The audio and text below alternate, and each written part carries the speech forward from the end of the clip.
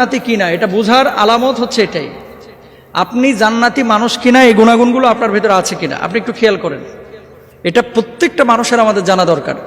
জান্নাতে কিন্তু সবাই যাইতে চায়, কিন্তু আসলে জান্নাতি আপনি যে এই যে এসএসসি পরীক্ষা দিতে যান, যখন দাখিল পরীক্ষা দিতে যান, ইন্টারমিডিয়েটে যান, ঢাকা বিশ্ববিদ্যালয়ে যখন ভর্তি হন, আপনার কিছু যোগ্যতার সীমারেখা দেয় না যে তোমাকে এত মার্কস পেতে হবে তাহলে ঢাকা বিশ্ববিদ্যালয়ে তুমি ঢুকতে পারবা, তাছাড়া ঢুকতে পারবা না। ডিপ্লোমেটিক এরিয়ায় যখন আপনি যান তখন কিন্তু আপনাকে একটা প্রবেশপত্র দেওয়া হয়। মানে পৃথিবীতে যদি এই জায়গাটায় ঢোকার জন্য এই যোগ্যতার আপনার প্রয়োজন হয়, জান্নাতে দাখিল করার জন্য ঢোকার জন্য 8 শ্রেণীর যোগ্যতার কথা আল্লাহ সুবহানাহু ওয়া তাআলা পবিত্র কুরআনুল কারীমে আপনাকে বলে দিয়েছেন। কোথায় আছে? সূরা রাদের মধ্যে 20 থেকে 22 নম্বর আয়াতে, সূরা মুমিনুনের মধ্যে 1 থেকে 9 নম্বর আয়াতে, তারপরে সূরা বাকারার মধ্যে আল্লাহ সুবহানাহু ওয়া তাআলা এই বিষয়গুলো বলে দিয়েছেন। দেখেন আল্লাহ তাআলা কি বলছেন। 1 নম্বর, আউযু বিল্লাহি মিনাশ শাইতানির রাজীম, বিসমিল্লাহির রহমানির রহিম, الذين يوفون بعهد الله ولا ينقضون الميثاق والذين يصلون ما أمر الله به أن يوصل ويخشون ربهم ويخافون سوء الحساب والذين صبروا ابتغاء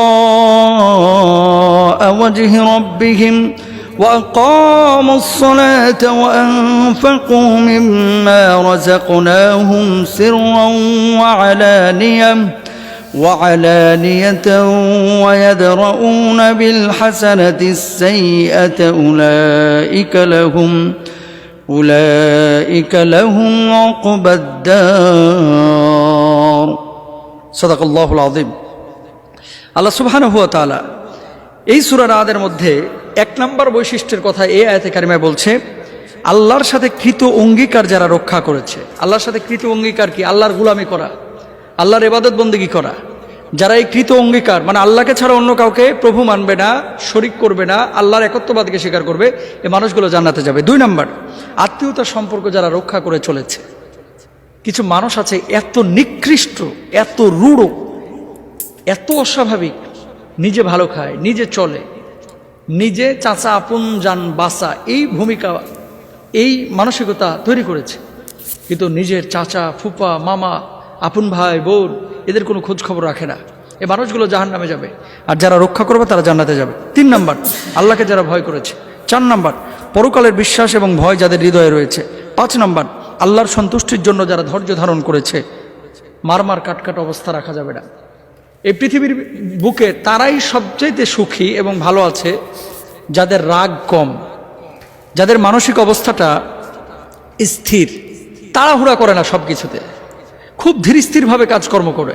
এই মানুষগুলো কিন্তু পৃথিবীর বুকে স্থির এবং ভালো থাকে, তাদের ক্ষতি কম হয়, এবং এই মানুষগুলো স্পিরিচুয়ালি এবং সাইকোলজিক্যালি সুখে থাকে। তাহলে ধৈর্য ধারণ করতে হবে, রাগ ক্রোধ এগুলোকে নিয়ন্ত্রণ করতে হবে। 6 নম্বর, নামাজ আদায় করতে হবে। 7 নম্বর, প্রকাশ্যে এবং গোপনে সাদাকা করতে হবে। 8 নম্বর, ভালোর মাধ্যমে মন্দের প্রতিবাদ বা প্রতিরোধ করতে হবে। এই 8টা গুণ যার মধ্যে, এখন আপনি মিলান তো যে আপনার ভিতরে কয়টা আছে এই গুণগুলো।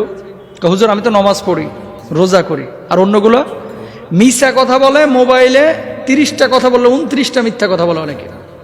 কিসের প্রতিশ্রুতি? দাঁড়ায় আছে গুলিস্তান, ফোন দিছে বন্ধু, দোস্ত কোথায়? কয় দোস্ত আমি তো একটু মিয়া বাজার আইছি, দোস্ত আমি তো কুমিল্লা, অথচ আছে বাড়ির পাশে বাথরুমে বসে রয়েছে। এরকম মিথ্যা কথাও কিন্তু অনেকে বলে। আছে মনে করেন উত্তরা 10 নম্বরে, কিরে তুই কোথায়? কয় দোস্ত আমি তো চন্দ্রায় আসছি। মিথ্যা কথা।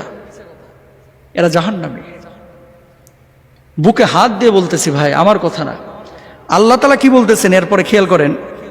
আল্লাহ সুবহানাহু ওয়া তাআলা এরপরে বলতেছে, এই গুণাগুণগুলো যাদের ভিতরে থাকবে এই মানুষগুলোর ব্যাপারে আমার আল্লাহ সুবহানাহু ওয়া তাআলা বলছেন, জান্নাতু আদনি ইয়াদখুলুনাহা ওয়া মান সালাহা মিন আবাইহিম ওয়া আজওয়াজিহিম ওয়া যুররিয়াতিহিম ওয়াল মালায়েকাতু ইয়াদখুলুনা আলাইহিম মিন কুল্লি বাব।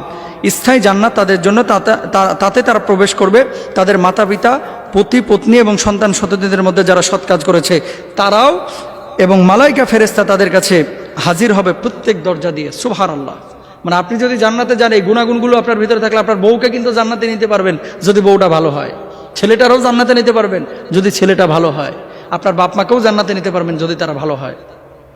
আর সূরা মুমিনের মধ্যে আল্লাহ বলছেন যে যারা বিনয়ী নামাজ আদায় করে, যারা যাকাত আদায় করে, যারা লজ্জাস্থানে হেফাজত করে, যারা ওয়াদা রক্ষা করে, যারা এই যে জেনা ব্যভিচার অশ্লীলতায় ছড়ায় না, অহেতুক কথা কাজকর্ম যারা বর্জন করেছে, যারা সময় মতো নামাজ আদায় করেছে, এই গুণাগুণগুলো যদি আপনার ভিতরে থাকে, জেনে নেবেন আপনি মরার সাথে সাথে ইনশাল্লাহ হাসতে হাসতে জান্নাতে যাবেন। আর এই গুণাগুণ যদি না থাকে